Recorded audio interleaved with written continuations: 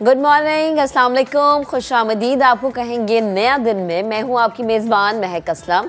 नया दिन, नई सुबह, एक नया आज़म। बहुत सारे मौज़ूआत हैं, टॉपिक्स हैं, रिपोर्ट्स हैं जो आज हमने आपके साथ शेयर करनी है। बहुत सारे सोशल इश्यूज़ हैं, बहुत सारे आपके अपने ऐसे ऐसे मसाइल हैं जो कि आपसे बहुत ज़्यादा रिलेट करते हैं। सियासी मैदान में क्या कुछ हो रहा है वो भी आज हम आपके सामने रखेंगे। खेल के मैदान से भी खबर देंगे, लेकिन प्रोग्राम का आगाज़ हमेशा की तरह आज की अच्छी बात से करेंगे, क्योंकि आज है जी मंडे और वर्किंग वीक का पहला दिन होता है। वीकेंड जब आप गुजार के आए होते हैं तो थोड़े से सुस्त होते हैं, तो हम ये चाहते हैं कि जी आपके दिन का स्टार्ट बड़ा एनर्जेटिक हो, बड़ा अच्छा हो, इसलिए हम छोटी छोटी कोशिशें करते रहते हैं। आज की अच्छी बात ये है कि लोग अच्छा पढ़ने और अच्छा लिखने को काबिल इंसान समझते हैं, लेकिन हकीकत में काबिल इंसान वो है जो अच्छा सोचे और अच्छा बोले। आप लोगों के इर्द गिर्द बहुत सारे ऐसे लोग होंगे जो बहुत पढ़े लिखे होंगे, लेकिन कभी आपने उन्हें अच्छी ज़ुबान इस्तेमाल करते हुए नहीं देखा होगा, कभी आपने उन्हें पॉजिटिविटी के साथ सोचते हुए नहीं देखा होगा। तो ऐसे पढ़े लिखे होने का कोई फ़ायदा नहीं है। वो जो हम कहते हैं ना, एक टर्म यूज़ करते हैं जी, पढ़ा लिखा जाहिल, तो फिर ऐसे लोगों को देख के दिल ये करता है कि आप ये कहेंगे ये तो पढ़े लिखे जाहिल हैं, ना अच्छा बोल सकते हैं, ना अच्छे तरीके से बात कर सकते हैं। तो बड़ा ज़रूरी होता है ज़िंदगी में कि आप अच्छा अंदाज़ से गुफ्तगू अपनाएं, आप अच्छी सोच अपनाएं, क्योंकि बहुत सारे आपने ऐसे लोग देखे होंगे जो कि बहुत लाइक जैसे आपके घर में मासियाँ हैं या इस तरह के कम्युनिटी के जो लोग हैं, उनके बात करने का अंदाज़ बड़ा धीमा होता है, बड़ा शाइस्तगी के साथ वो गुफ्तगू करते हैं। तो आप उनको देख के कभी कभी हमें उनसे भी सीखने का मौका मिलता है। तो ये अच्छी चीज़ें अपने अंदर लाएं कि जब आप किसी से बात करें तो अंदाज़ गुफ्तगू बड़ा अच्छा होना चाहिए। जब आप सोचें तो बड़ा अच्छा सोचें, अच्छा सोचेंगे अच्छा होगा, अच्छा बोलेंगे लोगों में अच्छे तौर पे मकबूल होंगे। तो ये कुछ चीज़ें हैं जो चाहती हूँ जी कि मेरे तवज्जुद से, हमारे प्रोग्राम के प्लेटफॉर्म से आप लोगों तक पहुँचे और आप ये बातें अपनी ज़िंदगी में शामिल करें। प्रोग्राम का बाकायदा आगाज़ करते हैं और टॉप स्टोरीज आपके सामने। सबसे पहले सियासी मैदान से ख़बर है। पूरा दिन कल हलचल होती रही है तोशा खाने से, किस ने तहाइफ लिए हैं। हुकूमत ने सरकारी रिकॉर्ड पब्लिक कर दिया है। तहाइफ लेने वालों में इमरान खान, नवाज शरीफ, शहबाज शरीफ, आरिफ अलवी, राजा परवेज़ अशरफ समेत कई सियासतदान और सरकारी अफसरान शामिल हैं। रिकॉर्ड के मुताबिक इमरान खान ने 10 करोड़ से ज़ायद के तहाइफ को सिर्फ 2 करोड़ अदा करके ले लिया है। उफ़ अल्लाह, इतना नुकसान पहुंचाया हमारे ख़जाने को। इसके अलावा तोशाखाना रेफरेंस में फौजदारी केस इमरान खान के खिलाफ आज इस्लामाबाद की सेशन अदालत में समाअत होगी। मुबैना बेटी को जाहिर न करने पर इमरान खान नाअहली केस की समाअत भी आज ही होगी। प्रोग्राम में तमाम सियासी सूरत हाल पर हम एनालिसिस लेंगे, एनालिस्ट हमारे साथ मौजूद होंगे। इसके अलावा खेल के मैदान से आपको खबर देंगे, क्रिकेट के मैदान से खबर देंगे। जब हम क्रिकेट के मैदान से खबर की बात करते हैं तो सबके जहनों में एक ही चीज़ आती है, PSL। कराची किंग्स ने PSL के आखिरी लीग मैच में लाहौर कलंदर्स को 86 रन से शिकस्त दी है। दूसरे मैच में पेशावर ज़ल्मी ने इस्लामाबाद यूनाइटेड को 13 रन से हरा दिया है। इसके अलावा अफ़गानिस्तान के ख़िलाफ़ सीरीज़ में किसको मिलेगा आराम और कौन होगा कप्तान।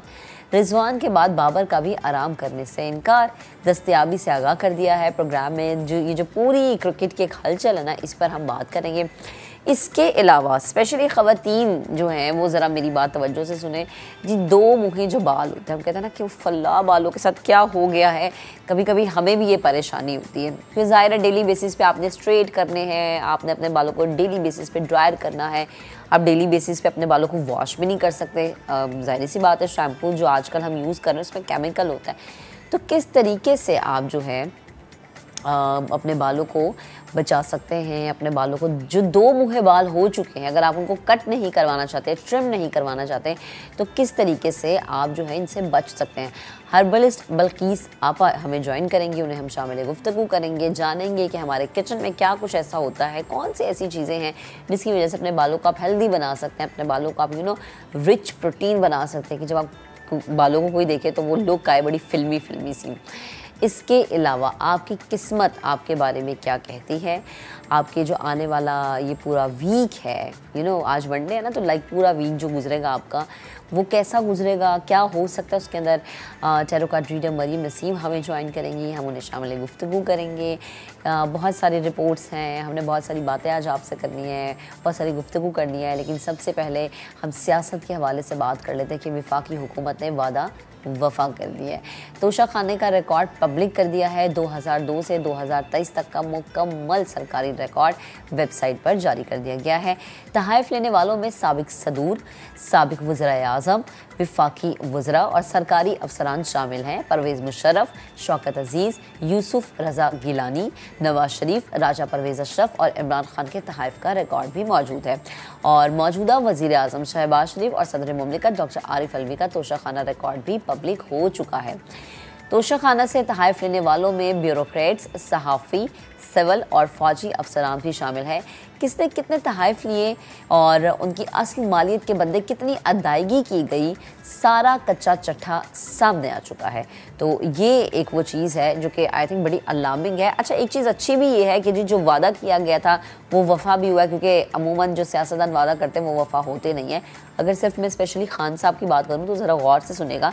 साबिक वज़ीर आज़म इमरान खान ने करोड़ों रुपए मालियत की कीमती घड़ियाँ, कफलिंग्स, अंगूठियाँ और दीगर तहाइफ अपने पास रखे हैं। ये तहाइफ कितनी मालियत के थे और इनकी ख़रीदारी के लिए कितनी रकम अदा की गई है, ये आपको मैं रिपोर्ट दिखाती हूँ ताकि आपको बखूबी अंदाज़ा हो जाए।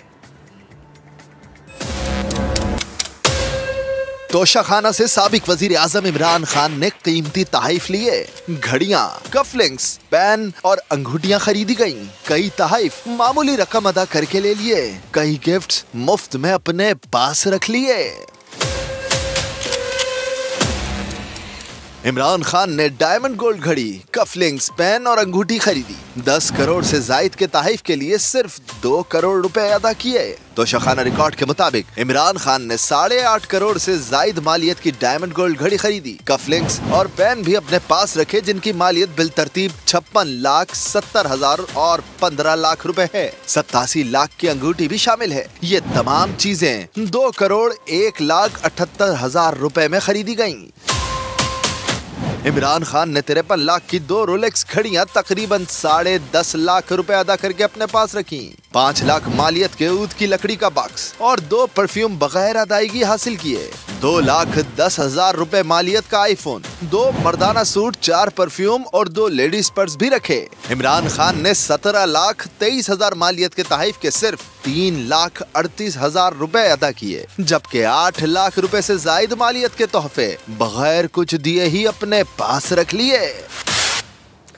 इसके अलावा तोशा खाना से साबिक वज़ीर आज़म नवाज शरीफ और मौजूदा वज़ीर आज़म शहबाज शरीफ ने भी तहाइफ लिए हैं। 2008 में नवाज शरीफ ने 42 लाख से जायद मालियत की गाड़ी 6,36,000 में खरीदी। ये भी रिपोर्ट आपको दिखाते हैं। तो से साबिक वजीर आजम नवाज शरीफ ने 12 लाख से जायद के 3 तहाइफ 2,43,000 रुपए में लिए। कोयत से मिलने वाले तहाइफ में घड़ी, कफलिंग्स और यादगारी सिक्के शामिल थे। नवाज शरीफ की अहलिया ने 6 लाख का हार और ब्रेसलेट 1,21,000 रुपए में लिया। साबिक वजीर आजम ने 3 करोड़ 60 लाख के तहाइफ के 76,30,000 रुपए अदा किए। तहाइफ में बेशकीमत घड़ी, कलम, अंगूठी, कफलिंग्स और तस्बीह शामिल थे। नवाज शरीफ की अहलिया को 5.5 करोड़ रुपए मालियत के ब्रेसलेट, हार और बालियां तोहफे में मिली। नवाज शरीफ की अहलिया ने 1 करोड़ 8,63,000 रुपए अदा करके तहाइफ रख लिए। 1 करोड़ 60 लाख के तहाइफ की अदायगी 32,88,000 रुपए की गई। नवाज शरीफ ने 40.5 लाख की घड़ी 8,08,000 रुपए में हासिल की। 2008 में 42 लाख से जायद मालियत की गाड़ी 6,36,000 में खरीदी। वजीर आजम शहबाज शरीफ ने बतौर वजीर आला पंजाब मिलने वाले तहाइफ खुद नहीं रखे। शहबाज शरीफ ने 2008 से 2013 में मिलने वाले ज्यादातर तहाइफ नीलाम कराए। उन्होंने 2014 में 25,000 की तलवार 3,000 अदा करके अपने पास रखी। वजीर आजम शहबाज शरीफ ने 2,81,000 की ओद की बोतलें और लकड़ी का तोहफा पास रखा। तहाइफ के लिए 1,25,500 रुपए अदा किए। शहबाज शरीफ ने मिलने वाले तहाइफ वजीर आजम हाउस में आवेजा कराए। कम मालियत के कई तहाइफ कानून के तहत बगैर अदायगी अपने पास रखे। तो ये रिपोर्ट्स हमने आपको दिखाई और इट्स वेरी इंपॉर्टेंट कि जब हम रिकॉर्ड या डेटा आपके सामने रखते हैं तो हमें बखूबी अंदाज़ा हो जाना चाहिए। हमारी आवाम में बड़ी अवेयरनेस आ गई है कि कौन हमारे लिए कितना इंपॉर्टेंट है, या कौन हमारी आवाम के साथ या हमारे मसलों के साथ कितना लॉयल है। ये बड़ा ज़रूरी होता है कि जब भी हम किसी साबिक गवर्नमेंट की बात करते हैं या जब भी हम मौजूदा गवर्नमेंट की बात करते हैं तो उसके रिकॉर्ड्स पे नज़र डाली जाए। अब ये जो तोशाखाना रिकॉर्ड का ये जो पूरा रिकॉर्ड हमारे सामने है 2002 से 2023 तक का ये रिकॉर्ड है। इसी पर बात करने के लिए सीनियर एनालिस्ट इसार राना साहब हमें ज्वाइन कर चुके हैं, शामिल गुफ्तगू करते हैं। अस्सलाम वालेकुम इसार साहब, गुड मॉर्निंग, कैसे हैं आप? अल्लाह का शुक्र, आपको भी सुबह बखैर। आप ठीक हैं माशाल्लाह, स्क्रीन पे छाई हुई हैं। अच्छा इसार साहब, ये जो हमने देखा है कि जी डेटा पब्लिक किया गया है, आई थिंक ये तो बड़ी अच्छी बात है। आवाम के अंदर जो एक तशवीश हमें नज़र आ रही थी सोशल मीडिया पे कि जी कभी रिकॉर्ड नहीं सामने आएगा, वो सामने आगे चले, आवाम के इन सवालों का जवाब मिल गया। लेकिन जब हम अपने हुक्मरानों पर नज़र डालते हैं और इस रिकॉर्ड पे नज़र डालते हैं तो एक चीज़ हमें अंदाज़ा हो जाती है कि हमारे जो हुक्मरान हैं उन्हें सिर्फ चीज़ें तोशाखाना से कम पैसों में ख़रीदने में इंटरेस्ट है। आवाम की क्या इंटरेस्ट है, आवाम को क्या चाहिए क्या नहीं चाहिए, हमारी जो मईशत है वो कहाँ स्टैंड करती है। 2002-2023 एक पूरा लंबी से जो फहरिस्त है वो हैरान कर देने वाली है। क्या कॉमेंट करेंगे आप? देखें, हमें तो ये तोशाखाना की फहरिस्त सामने आई है, हाँ तो सारे लोगों के दिमागों में सवाल पैदा हुए हैं, लेकिन मेरे तो पहले कोई ऐसे कंफ्यूजन नहीं थी। अच्छा। मैं ये समझता हूँ कि ये जो ताकतवर तबका है, ये जो एलीट क्लास, ये पाकिस्तान को सिर्फ एक ऐसी जगह समझते हैं जहाँ उन्होंने आके हुक्मरानी करनी होती है। अच्छा। और वो ये समझते हैं कि ये सारा कुछ जो भी है तोशाखाना, ये तो तोशाखाना आ गया ना। लेकिन जो बेशुमार अलग से तोहफ़ मिलते हैं, बेशुमार अलग से चीज़ें मिलती हैं, उनके तो कहीं कोई जिक्र ही नहीं है ना, कहीं कोई तहरीर ही नहीं है। आप देखें ना, जैसे लतीफ़ा है कि पाइन एप्पल के जो बॉक्स हैं वो मरियम साहिबा ने और नवाज शरीफ साहब ने मुफ्त लेके खाए हैं। हाँ, यानी कि इनके पास दौलत की कोई कमी है जो ये इस तरह की हरकतें करते हैं। इनके पास क्या कोई दिया, अल्लाह का दिया कम है जो वो जो ये मामूली चीजें जो हैं बगैर कीमत के लेके वो रख लेते हैं। सब इसलिए रख लेते हैं कि समझते हैं कि ये रियासत के वसाइल जो हैं ये उनके बाप का माल है और वो जो चाहे इस्तेमाल करे, कोई उन्हें पूछने वाला नहीं है, ना कोई उन्हें पूछ सकता है। तो जो तोशाखाना है, इसकी दिलचस्प पहलू ये कि इन्होंने पिछले 2 साल से इमरान खान के खिलाफ एक कैंपेन की हुई थी कि उसने घड़ी लेके भेज दी। जी।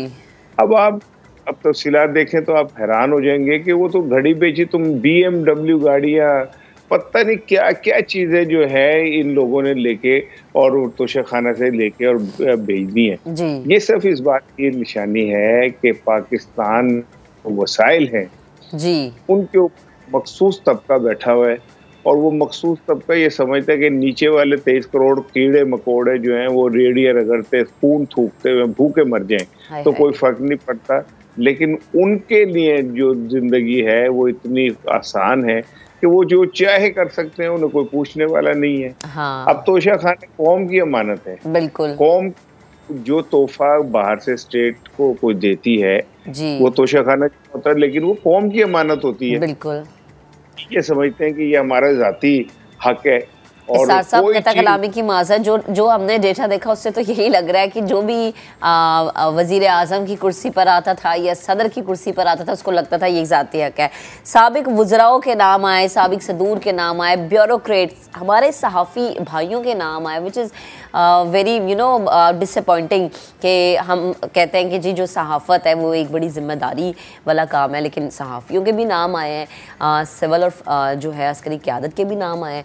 मुझे ये बताएं कि जब हम खान साहब की बात करते हैं तो खान साहब तो जब आए थे वो एक ईमानदारी वफादारी वाला जो है वो सबक पढ़ा रहे थे पूरी आवाम को, लेकिन ये डेटा तो ये भी शो करता है कि खान साहब ने भी खूब हाथ साफ किए, उनके साथ साथ उनकी अहलिया भी शामिल है।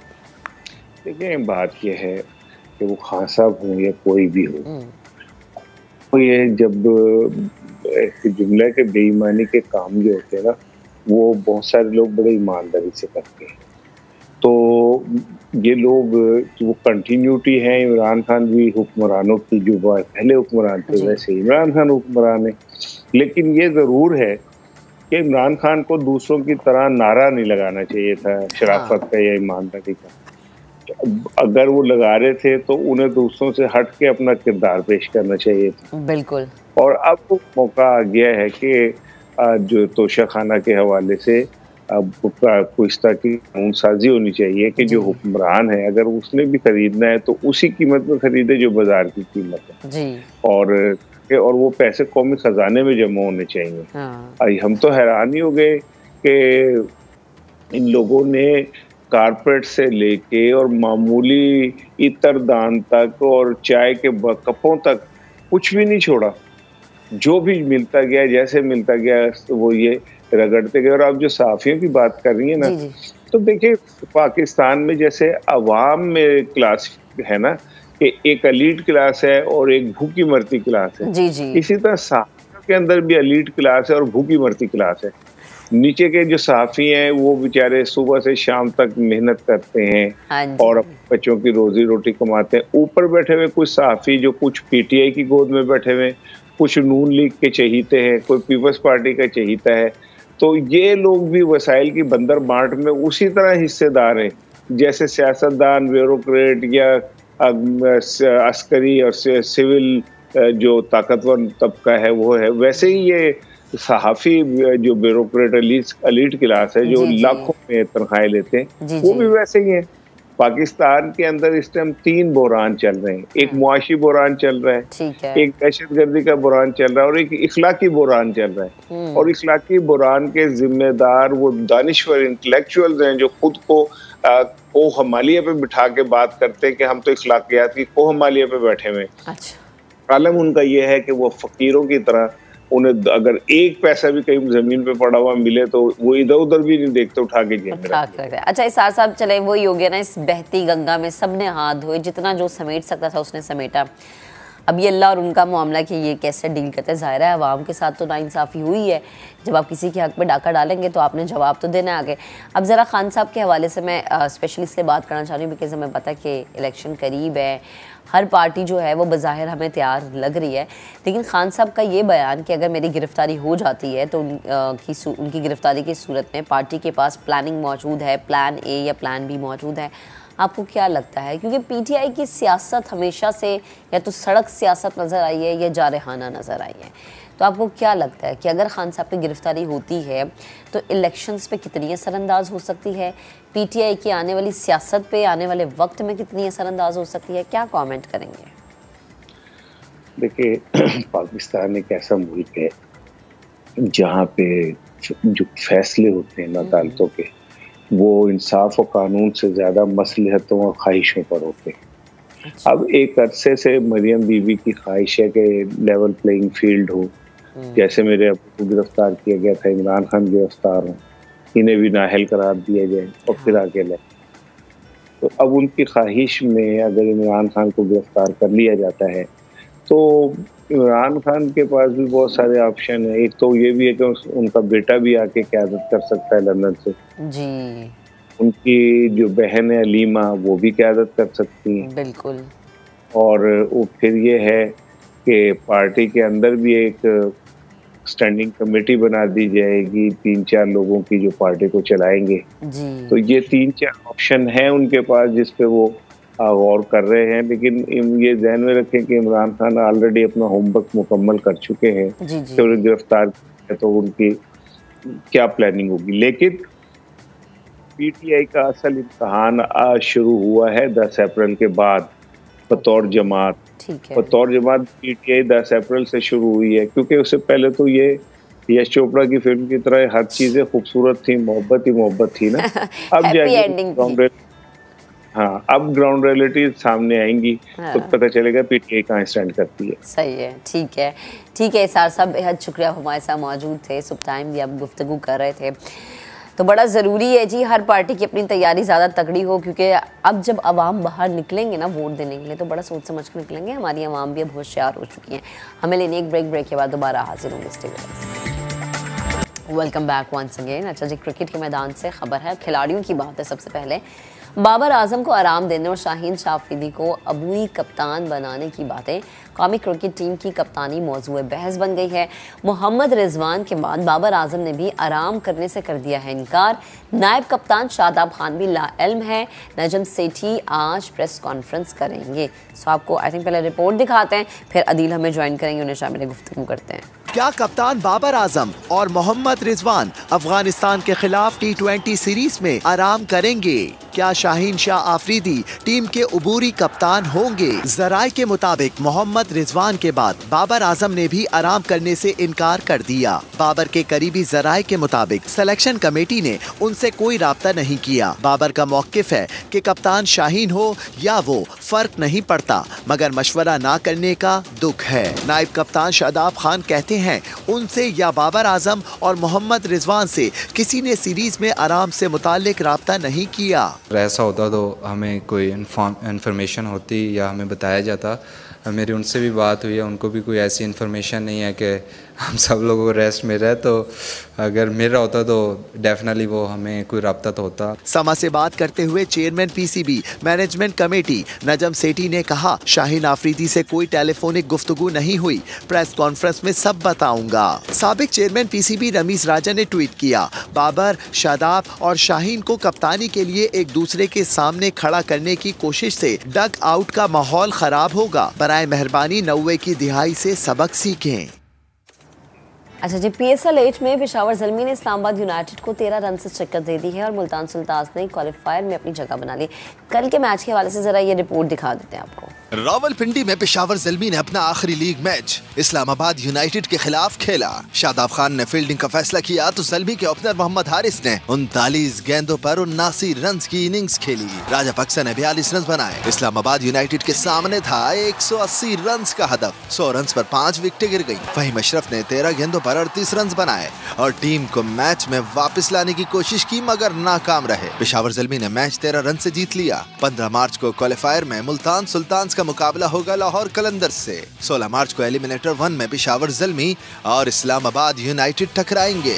PSL 8 की कामयाब तरीन लाहौर कलंदर जो है उसको कराची किंग्स के खिलाफ अपना दूसरा मैच हारना पड़ा है। किंग्स ने 86 रन से कलंदर्स को शिकस्त दे दी है।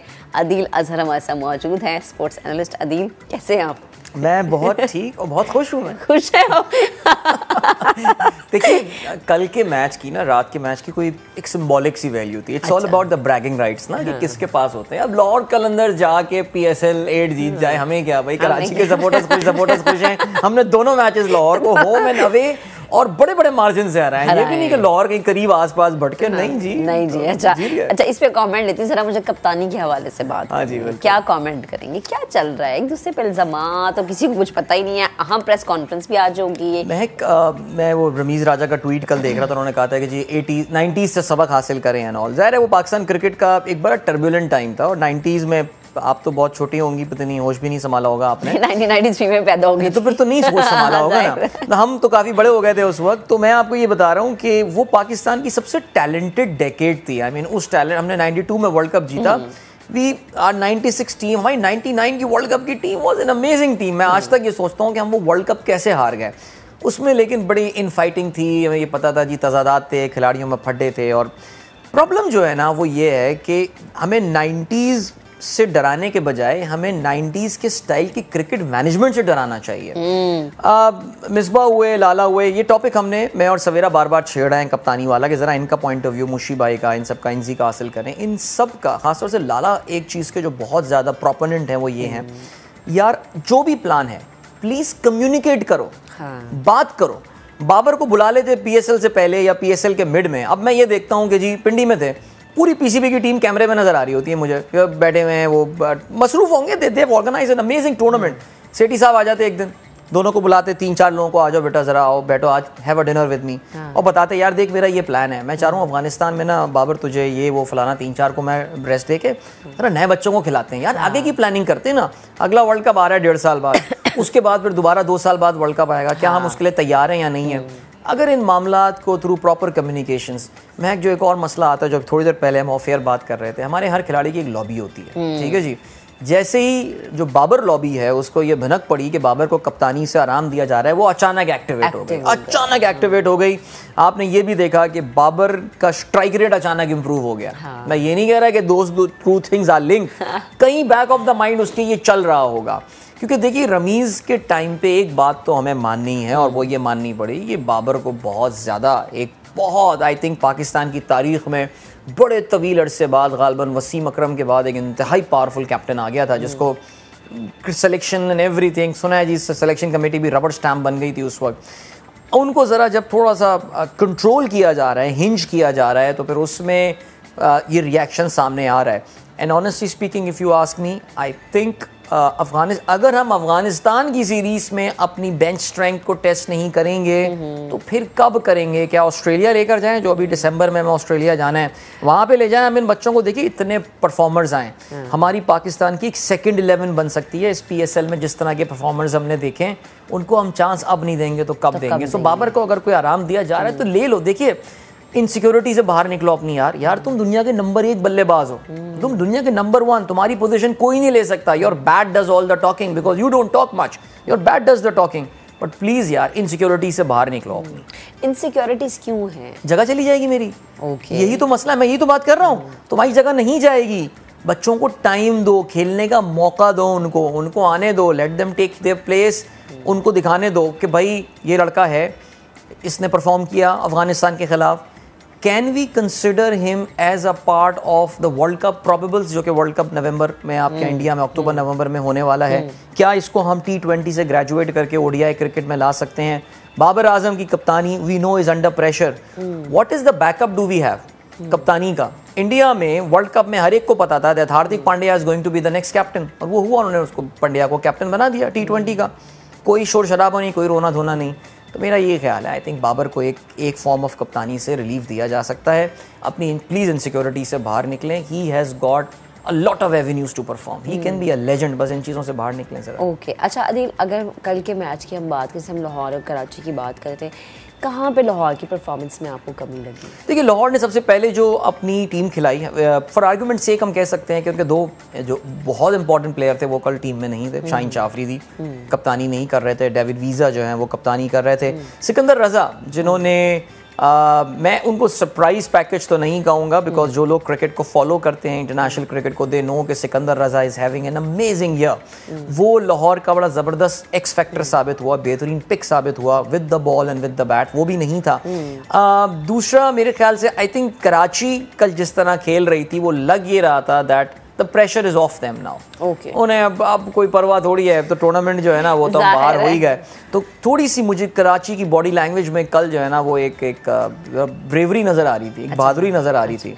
और आई थिंक 200 रन्स जो उन्होंने ऑलमोस्ट 200 के करीब जो चेस करने को दिया इन्होंने लाहौर में, वो एक अबव पार टोटल था। लेकिन लाहौर में पिंडी जैसे रन्स नहीं बनेंगे, ये आपको समझने की बात है।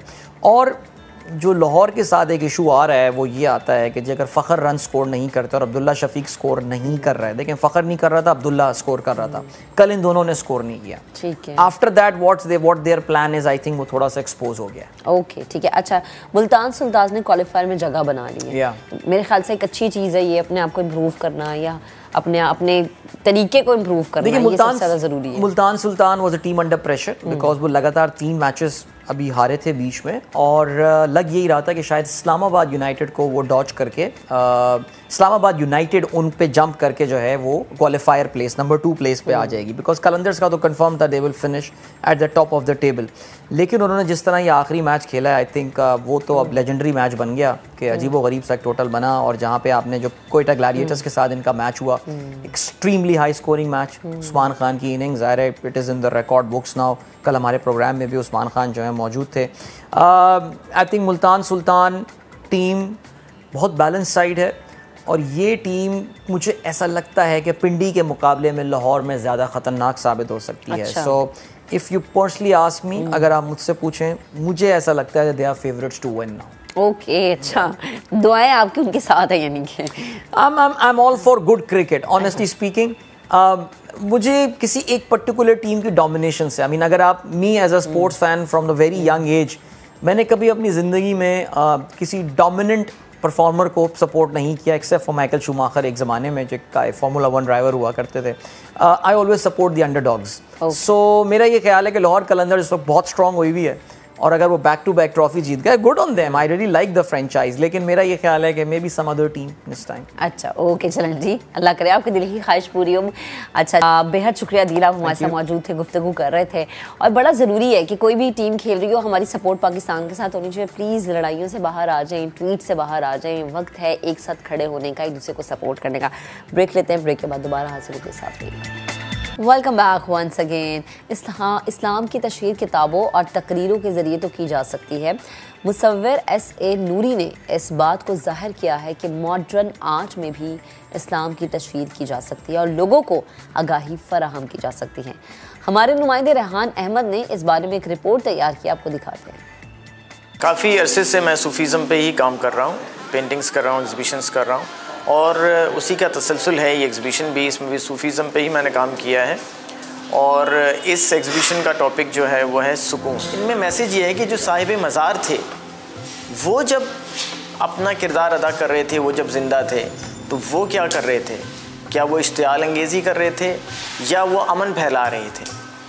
तो सिंबॉलिक मैंने यूज़ किया है इस चीज़ को. इसमें कई पेंटिंग्स में आपको पिजन्स भी नज़र आएंगे जो भी सिंबल है अमन का, कि आप अपना किरदार मुआशरे में अमन फैलाने में सर्व करें. जहाँ इतना वायलेंस है हमारे मुआशरे में और ओवर द वर्ल्ड आप देखें या फिर कंट्री वाइज देखें तो बर्दाश्त का मादा बहुत कम है.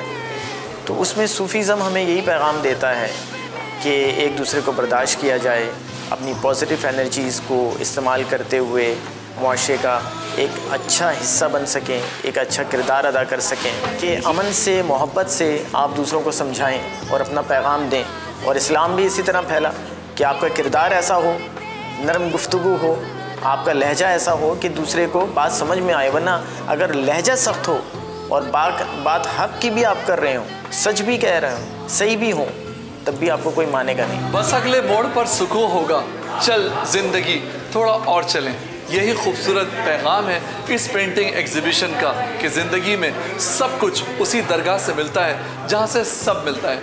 कैमरामैन आतिफ कुरैशी के साथ रेहान अहमद, समा कराची. खूबसूरत रिपोर्ट. आगे बढ़ते हैं, बात करते हैं कोयटा की बाहिम्मत खातून की जिन्होंने केक और बेकरी आइटम्स का कामयाब बिजनेस करके साबित कर दिया है कि खातून भी हर शोबे में मर्दों के शाना बेशाना काम करके अपनी सलाहियतों का लोहा मनवा सकती हैं. शाजिया नज़ीफ ने दूसरी घरेलू ख़वातीन के लिए आला मिसाल कायम कर दी है. नूरुल आरिफीन रिपोर्ट कर रहे हैं.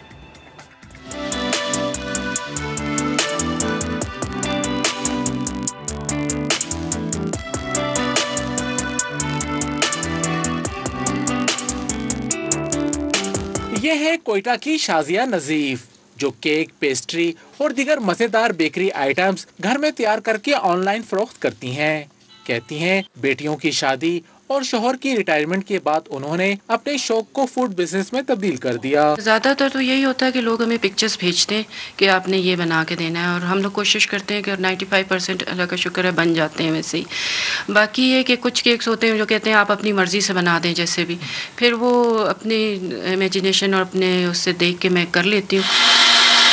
मिसेस शाजिया का कहना है कि उन्होंने साबित कर दिया कि घरेलू खवातीन भी घर बैठे बआसानी कारोबार कर सकती हैं. अगर आपके हाथ में हुनर है या आपको किसी चीज़ का नहीं भी सीखा हुआ, आपको शौक भी है किसी चीज़ का, आप उसको ट्राई ज़रूर करें. ट्राई करेंगे तो ज़रूर एक दफ़ा चीज़ गलत हो जाती है, ज़रा हो जाता है, लेकिन ये कि नेक्स्ट टाइम ज़रूर सही होता है और इसको आप आस्ता आस्ता अपने लिए अपनी अर्निंग बना सकते हैं घर में बैठ के भी. आजकल ऑनलाइन सारा कुछ चल रहा है. शाजिया नज़ीफ केक बनाने के साथ साथ उन्हें खूबसूरती से सजाने की महारत भी रखती हैं. शहरी भी उनके हाथ से बनाए गए केक शौक से खरीदते हैं. मेरी बेटी की बर्थडे थी तो सोचा कुछ ख़ास ही करते, कुछ नया करते, तो हम लोगों ने ये होममेड केक ऑर्डर की थी. इनका केक जो होता है बहुत टेस्टी होता है. बाहिम्मत खातून कहती हैं वो सोशल मीडिया पेजेस के जरिए ऑनलाइन ऑर्डर्स वसूल करती हैं. वो शादी, ब्याह, सालगिरह और दीगर तकरीबात के लिए भी खुसूसी केक तैयार करती हैं. शाजिया नज़ीफ के बनाए गए केक न सिर्फ खूबसूरत और कलरफुल हैं बल्कि जायके में भी लाजवाब हैं. कैमरामैन जफर बलोच के साथ नूरुल आरिफीन, समा, कोयटा. अच्छा जी, अब ज़रा आगे बढ़ते हैं। और जब हम रिपोर्ट्स दिखाते हैं ना ऐसी आपको, जिसमें ख़वातीन बड़े बहिम्मत और बहौसले वाले काम कर रही होती हैं, तो उसका मतलब ये होता है कि लोगों को मोटिवेट करना। और वो ख़वातीन जिनको लगता है कि बहुत कुछ कर सकते हैं लेकिन कोई रास्ता नहीं है, तो ऐसी ख़वातीन से सीखने की ज़रूरत है।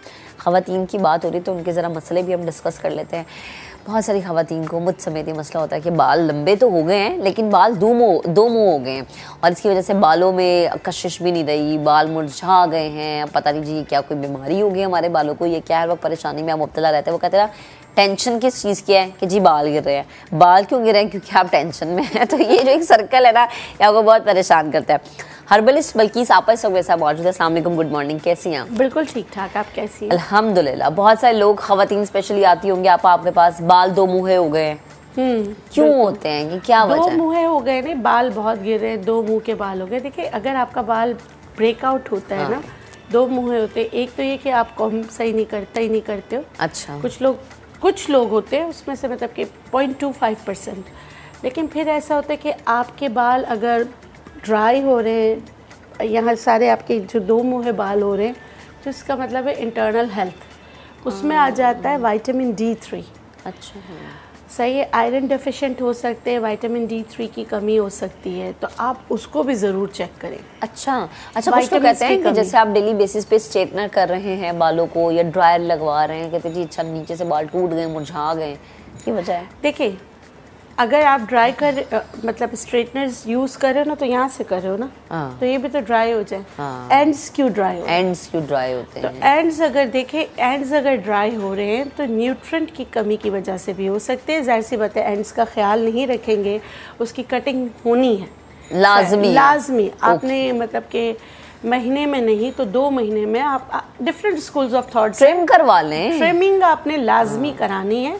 जैसे आपका बाल बढ़ेगा, नीचे से ड्राई होता चला जाएगा, क्योंकि आप अपनी ग़िज़ाएं सही नहीं खाएंगे, बालों को टाइम नहीं देंगे, इनकी मतलब कि अच्छी तरीके से कॉमिंग नहीं करेंगे, सर्कुलेशन ऑफ ब्लड को अच्छा नहीं करेंगे, तो आपके बाल एंड्स पे ड्राई होंगे। लेकिन अगर आपका बाल सिर्फ दो मुँहे नहीं, एंड्स तक जैसे बाल बहुत ज़्यादा झुनी की तरह हो गए, खुल नहीं रहे हैं, तो इसका मतलब है न्यूट्रिएंट की कमी है, विटामिन्स की कमी है। कैसे पूरा होगा ये? कभी लोग कहते हैं जी आप रूखे बाल हैं, आप ऑयलिंग नहीं करते, जी ऑयल लगा लें। आप सिर्फ ऑयल लगाना काफ़ी है या इनटेक अच्छा रखना ज़रूरी है?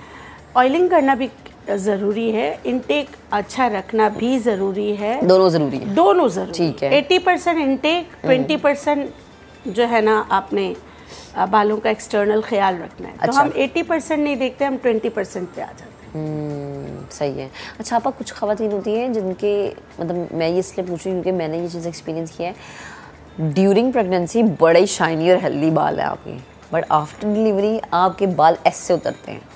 अच्छा, आपको काम करने से डर लग रहा होता है कि यार ये क्या है? अच्छा, फिर कहते कि बच्चा बोलने लगेगा तो हाँ, ये मेरी अम्मी अगर इस वक्त मुझे देख रही है ना, तो मैं उन्हें कहती हूँ अम्मी मेरे बाल बहुत गिरे, कहती है तुम्हारा बेटा बोलने लगा ना इसलिए। हाँ, तो ये क्या मिथ है? अच्छा, मैं ये मिथ का बताती हूँ, क्योंकि क्या होता है कि कुछ ख़वातीन इतनी अच्छी होती है कि वो अपनी गायनेकोलॉजिस्ट की बात 6 मंथ तक तो मानती हैं। ठीक है।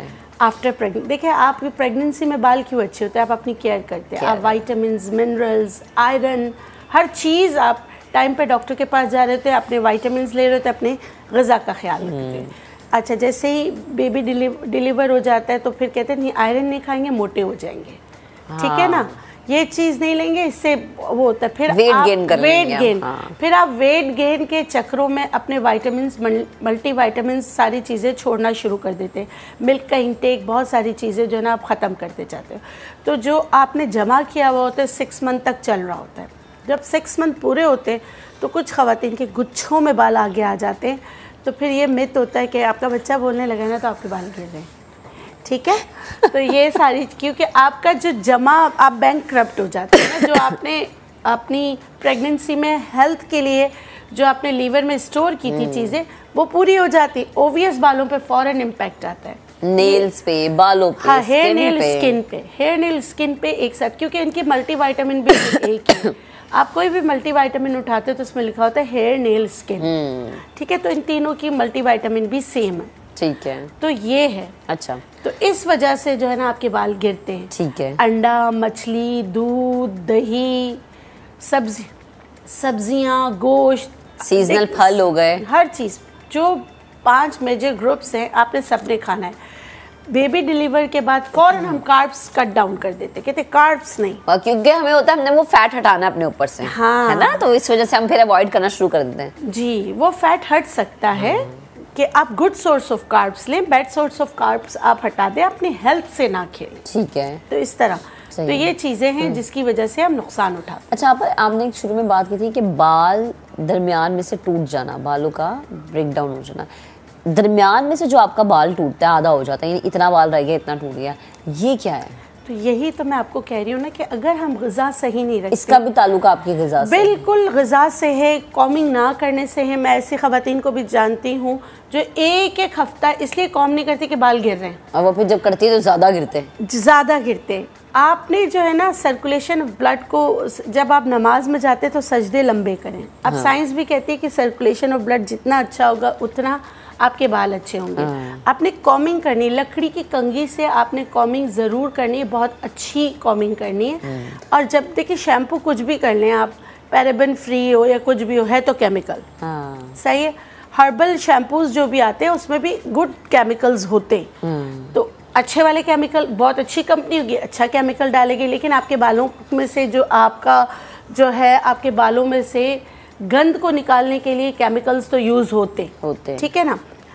अब उस वक्त क्या करना चाहिए, किनके बाल बच जाते हैं, किनके बाल बहुत अच्छे होते हैं, जो ऑयलिंग के साथ अपना शैम्पू करते हैं, ओके। अदरवाइज वो एक हिफाजती जो लेयर होती है आपके बालों की, वो आहिस्ता आहिस्ता केमिकल की वजह से ख़त्म होने लगती है, जिसकी वजह से आपके बाल मतलब कि ऐसे हो जाते हैं, ब्रिटर हो जाते और ब्रेक शुरू हो जाते और बीच बीच में से भी टूटते हैं। अच्छा, और अगर मैं ये कहूँ कि बाल सफ़ेद हो रहा, उसका भी ये होता है कि आप जो है वो अपनी आपका डाइट, आपका विटामिन आप अच्छा नहीं है इनटेक, इसलिए बाल आपके वाइट होते हैं। देखिए, बी कॉम्प्लेक्स अगर आपका अच्छा नहीं है, मतलब कि बी कॉम्प्लेक्स की रेंज है B6, B12, ये सारी चीज़ें, जिंक, जी ठीक है, सिलीनियम, ये मिनरल है, आयरन और मिनरल्स, ये मिलके आपके बालों का पिगमेंट को अच्छा करते हैं। अगर जीन्स में जेनेटिक है तो आपने देखा होगा कि बहुत अर्ली एज में लोगों के बाल सफ़ेद होते हैं, तो जेनेटिक होते हैं, उसको भी रोका जा सकता है अपनी ग़िज़ा से।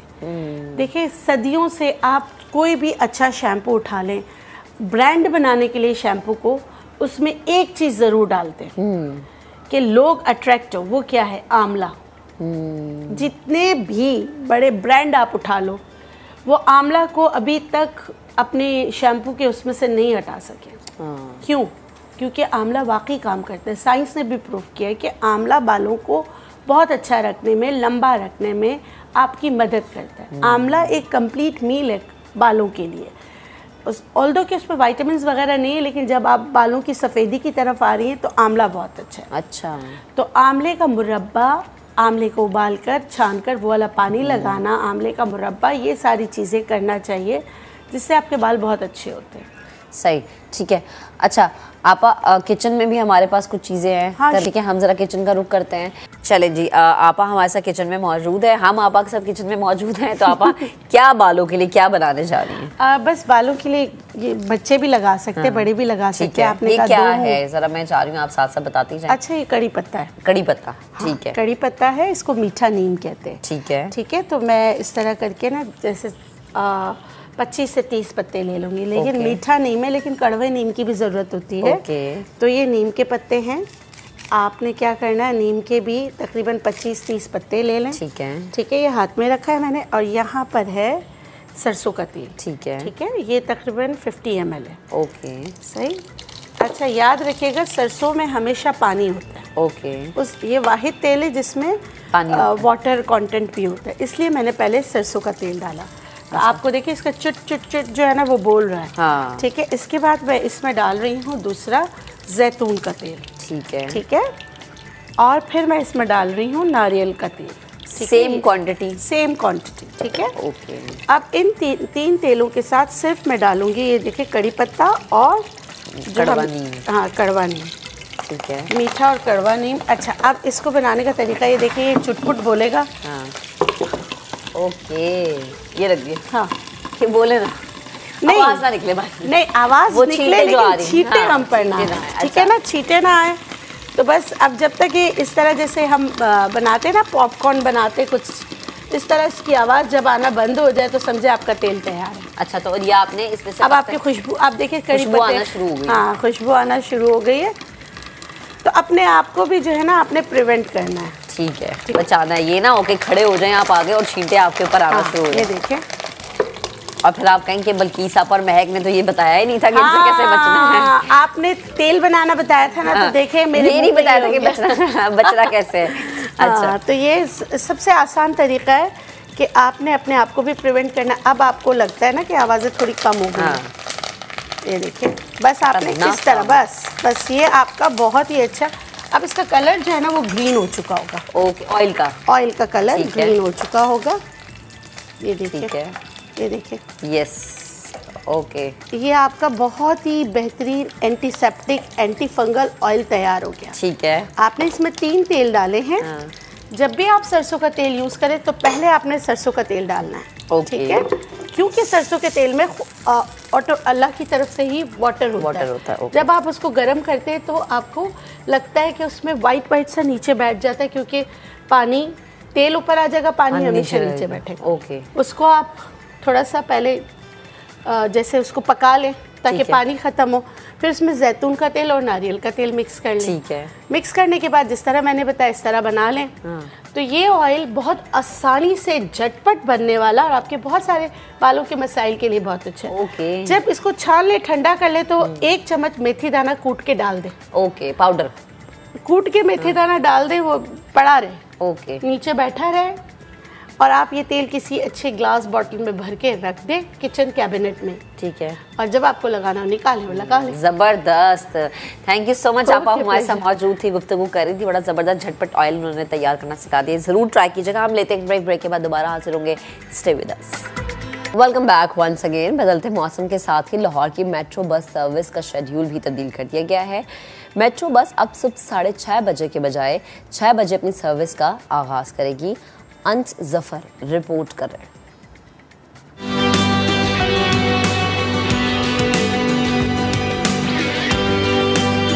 गर्मियों की आमद पर जिस तरह इंसान अपना रोजमर्रा का मामूल बदलता है, इसी तरह लोगों की आसानी के लिए निगरान पंजाब हुकूमत ने मेट्रो बस सर्विस का शेड्यूल तब्दील कर दिया।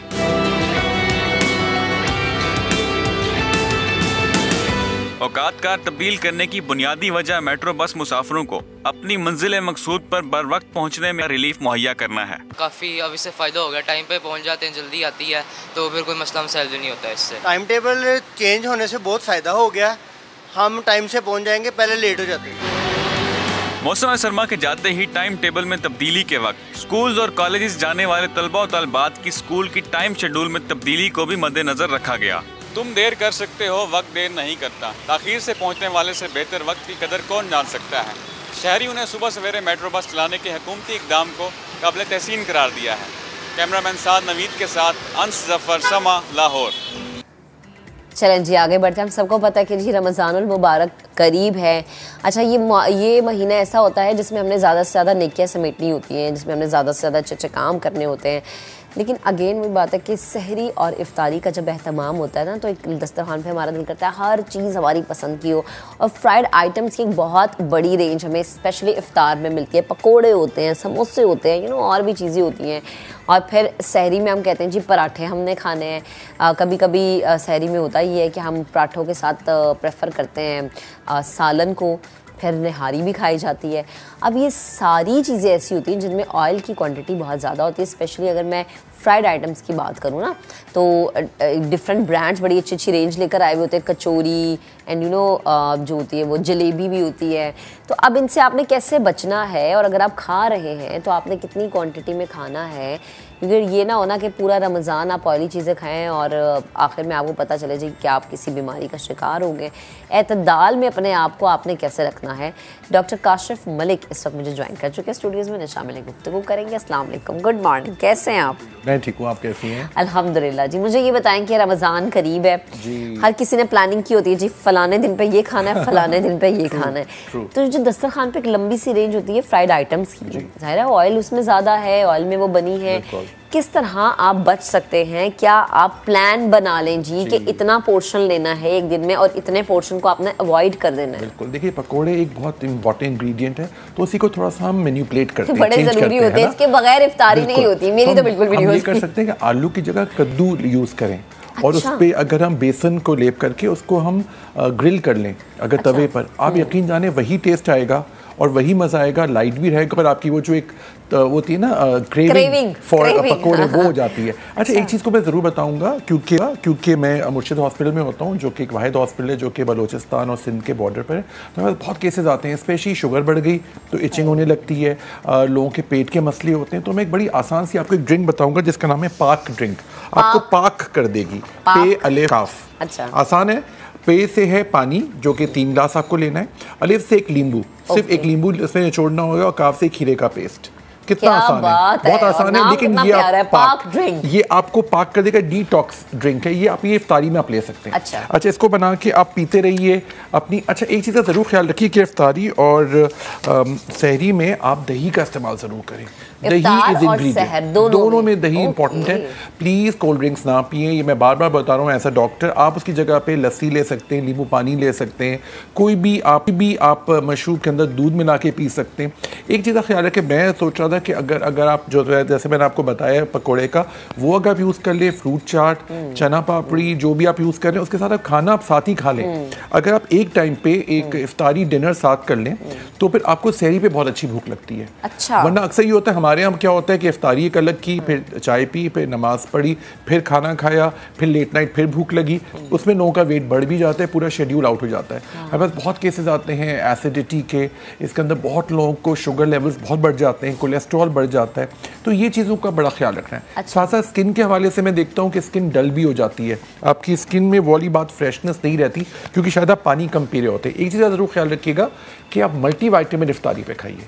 जो भी मल्टीविटामिन्स खा रहे हैं वो इफ्तारी पे खाएं, क्योंकि इफ्तारी के अंदर के बाद आप पानी पी सकते हैं। कुछ मल्टीविटामिन्स आपको बेल्चिंग होती है, थोड़ी सी प्यास लग रही होती है, कभी कभी कुछ पेशेंट यहाँ पे लगता है अटकी हुई है मल्टीविटामिन, तो आप इफ्तारी के बाद खाइए मल्टीविटामिन। और फेस के लिए तो आप ज़रूर ये करिएगा, फेस को सबसे पहले तो एफ से ज़्यादा फ्रेश खाएं, तो वेजिटेबल्स और फ्रूट्स का इस्तेमाल करें और प्रॉपर फेस वॉश और सोप लें। ए से एक्नी क्लियर है जो कि एक्नी ट्रीटमेंट आप कर सकते हैं, क्लैरिटी सूटेबल सनब्लॉक आप रोज़े में भी लगा सकते हैं, और एवर यंग है विटामिन सी क्रीम और मल्टीविटामिन्स आप ज़रूर खाएं। फॉलिक एसिड और इवनिंग प्रिमरोज़ आप ज़रूर लीजिए। फॉलिक एसिड इवनिंग प्रिमरोज़ जो लोग ले रहे हैं वो इफ्तारी के साथ लें। अच्छा। क्योंकि अक्सर ये होता है कि लोग सहरी पे ले लेते हैं, फिर ज़ाहिर है उसके बाद आप कुछ खा पी नहीं सकते, कुछ लोगों को बेल्चिंग हो रही है, कुछ लोगों को कभी लगता है, बहुत पेशेंट आते हैं कि हमें यहाँ पे लगता है रखा हुआ, तो पानी पीते हैं तो दे फील बेटर। तो ये चीज़ें और जो आपकी डायबिटीज़ की या और दवाई है, अगर वो सहरी पे खाना ज़रूरी है तो खाएं, वरना पे कोशिश करें अपने डॉक्टर से बात करके सब चीज़ें इफ्तारी पे कर दें। सहरी पे कोशिश करें कम से कम गोलियाँ खाएं, क्योंकि विटामिन तो हमें खानी है ना, एक हमारा रिजीम बना हुआ है, उसके अंदर सबसे इंपॉर्टेंट चीज़ ये मैं कहता हूँ आपको कि सबसे ज़्यादा fruit chaat, I think it's a best thing. जो डायबिटिक हैं वो कोशिश करें शक्कर के बगैर यूज़ करें, या चीज़ों ऐसी करें जो कि आपको बहुत ईजी करे। जो पकोड़े मैंने आपको बताए वो बड़े हिट गए थे, मैंने जब बताया जिसको आप कद्दू लीजिए, कद्दू के ऊपर आपने बेसन लगाया और आपने उसको तवे पे ग्रिल कर दिया, वही टेस्ट आएगा जो पकोड़ों का आता है। वो हमारी क्रेविंग एक वो तो साइकोलॉजिकल होता है, ऑयल भी नहीं है, और कद्दू आपको पता है वेट रिड्यूसिंग है, आलू वेट इंक्रीज करता है, और वही टेस्ट आता है। बहुत मज़ेदार है, बहुत अच्छा रहेगा। एज अ डॉक्टर मैं आपको एंडोर्स भी ये करना चाहता हूँ कि ये चीज़ का ख्याल रखिए कि विटामिन्स का इस्तेमाल ज़रूर करें, क्योंकि रोज़े में अक्सर हम रेजिम अपनी चेंज कर देते हैं, मुझे लगता है रोज़े में विटामिन्स की ज़रूरत थोड़ी सी बढ़ जाती है। पानी का इस्तेमाल बहुत करें, पानी चूँकि बोरिंग हो जाता है। लस्सी इज़ एक्सेलेंट, मैं तो कहता हूँ रोज़ा सहरी और इफ्तारी दोनों में लस्सी आप पीजिए तो आपको इतना फ़ायदा होगा, इतना अच्छा लगेगा।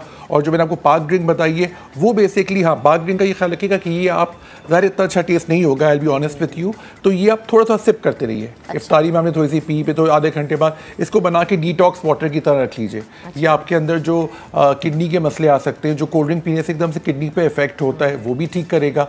फिर साहब ने कहते इसमें खीरा है जो कि आपकी स्किन को ग्लो भी देगा, लेमन है which is very good for your weight reduction, and thirdly पानी तो है ही, तो एक ये बड़ा अच्छा बन जाता है। इसमें आप चाहें तो आप काली मिर्ची ऐड कर सकते हैं अकॉर्डिंग टू योर फ्लेवर, वरना इसका फ्लेवर इतना बुरा नहीं है, मैं खुद भी यूज़ करता हूँ रमज़ानों में, लेकिन इफ्तारी के बाद यूज़ करेंगे उससे बड़ा फ़ायदा होगा। ओके अच्छा डॉक्टर साहब एक और चीज़ बताएगा, जैसे हमने कहा ना इफ्तारी में लाइक तली हुई चीज़ों की तो बात है, मीठा भी बहुत खाया जाता है। जी बिल्कुल, जाहिर सी बात है, फ्रूट चाट है तो आप कहते हैं क्रीम फ्रूट चाट होनी चाहिए, मीठा उसके अंदर भी है, ट्राइफल्स होते हैं, डिफरेंट चीज़ें होती हैं, ज़ाहिर है रमज़ान में इफ्तारी में हम डिफरेंट चीज़ें ट्राई भी करवाते हैं अपने घर वालों को, तो वो मीठा भी आपको किसी ना किसी तौर पर हिट कर रहा होता है। लेकिन देखिए अगर आप वो भी खा लें, ठीक है, अब आपको मैं इतना रिस्पेक्ट नहीं करूँगा कि ये भी ना खाएं, मीठे की क्रेविंग होती है, आप बिल्कुल सही कह रही हैं, लेकिन आप खाएं तो वो भी वाली इफ्तारी डिनर को साथ कर लीजिए, ताकि उसके बाद हम नमाज ही पढ़ते हैं, जो लोग तरावियों पे जाते हैं, तो वो काफ़ी ज़्यादा डाइजेस्ट भी हो जाता है। अच्छा इफ्तारी डिनर का साथ का मतलब ये हम ले लें कि जी पोर्शन आप रख लें अपनी प्लेट में, जैसे आप हाई टी पे जाते हैं आप अपनी प्लेट सजा लेते हैं, तो ऐसे आप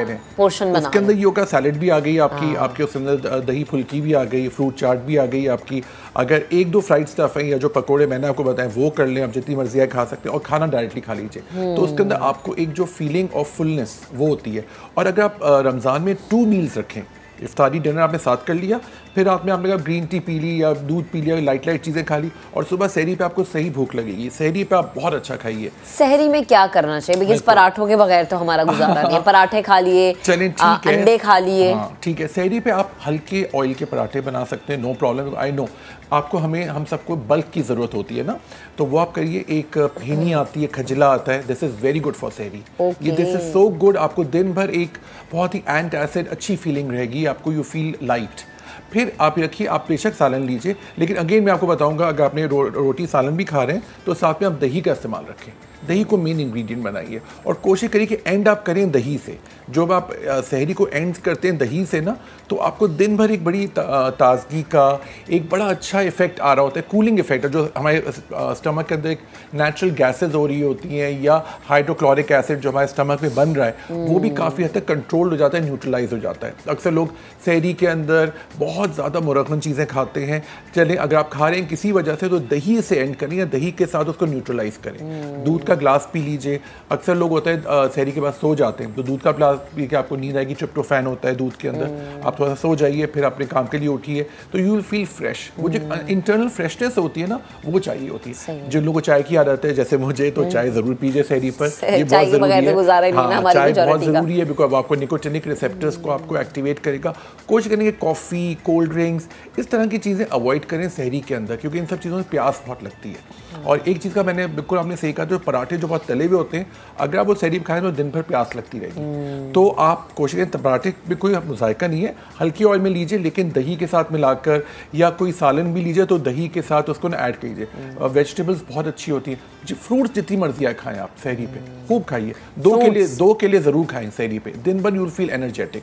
एक जो डाउन फीलिंग होती है, वो एक मुझे तो एक आवाज़ आ रही होती है सर में, है ना, वो थोड़ा सा आपका लो है ना, आप हमें सबको आती है थोड़ी सी, है ना, तो वो भी चीज़ आपकी तरह वो काफ़ी इरिटेटिंग हो जाती है कि यार यू फील लो। सो वो आप अगर 2 केले खाएंगे, जो बहुत आसान है, 2 केले आपने सहरी पे खा लिए, तो एक दिन भर आपको एक एनर्जी, क्योंकि देखिए हम लोग सबके लाइफस्टाइल में ज़्यादा डिफरेंस नहीं आता, हमारे हॉस्पिटल की टाइमिंग भी सिर्फ आधा घंटा या 1 घंटा ही कम होती है, हम पूरा डे ही होते हैं वहाँ पर, ज़्यादा पेशेंट्स भी होते हैं, सभी होते हैं। फिर आपको पता है जब ईद करीब आती है तो ज़्यादा पेशेंट्स बढ़ जाते हैं, क्योंकि मुर्शिद हॉस्पिटल में मैंने देखा है हमारे पास सेहत सहूलत कार्ड है, जिसकी वजह से फ्री ट्रीटमेंट होता है, तो all over Pakistan, all over Sindh, all over Balochistan से आते हैं, तो ये सब हमें भी अपनी एफिशिएंसी अच्छी रखनी पड़ती है। तो ये छोटे छोटे पॉइंट्स हैं जो आप ख्याल रखें, जिसके लिए आपको बहुत फ़ायदा होगा। दूध पीने से सबसे अच्छी बात ये होगी, अक्सर लोग ने कहा है, पेशेंट्स आते हैं कि हमें रोज़े में नींद नहीं आती, तो दूध अगर दही आप सहरी पे खाएंगे तो आपको रोजे में, या जैसे आपने शाम में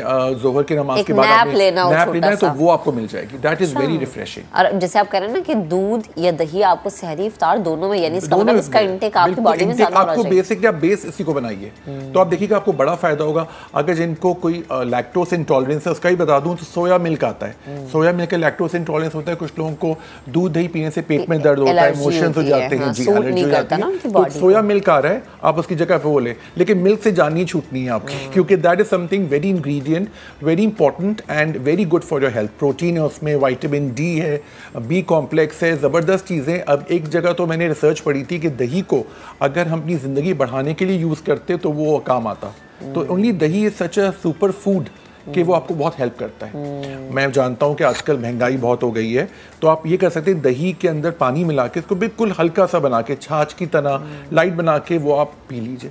तो आपको बहुत ज़्यादा यूज, अगर आप इतने से दही में इतना पानी मिलाएंगे पूरा आपका ग्लास बन जाएगा, वो पीते रहिए आप। क्योंकि एसिडिटी का बड़ा मसला होता है, एसिडिटी अगर रोजे में हो जाए तो आप कुछ नहीं कर सकते, ना आप कोई दवाई खा सकते हैं ना पानी पी सकते। सो एसिडिटी से मुझे बचाना है अपने सारे पेशेंट्स को कि वो दिन भर उनका काफ़ी सुकून वाला गुजरे और ठंडक सी रहे उनको। खैर रूहानी तौर पे तो ठंडक रहती है, लेकिन जिस्मानी तौर से भी ठंडक रहे ताकि they feel good and energetic. ठीक है, बेहद शुक्रिया डॉक्टर साहब हमारे साथ मौजूद रहे थे। थैंक यू सो मच, आपने टाइम दिया। प्लीज़ भाई इफ्तारी में सहर में अपने हाथ को थोड़ा कंट्रोल रखें, एतदाल का मुजाहरा करें। आपका ही दस्तरखाना है, आपने सब कुछ खाना है, लेकिन पोर्शंस में खा लें, ये ज़्यादा बेहतर है। एक दिन पकोड़े खा लिए, एक दिन समोसे खा लिए, लेकिन प्लीज़ 2 से 3 पकोड़ों का मार्जिन रखें, ज़्यादा नहीं खाने। आज के प्रोग्राम से इतना ही, इंशाल्लाह अब आपसे कल मुलाकात करेंगे। अपना बहुत सा ख्याल रखिएगा, हमें दुआओं में याद रखिएगा। अल्लाह हाफ़िज़।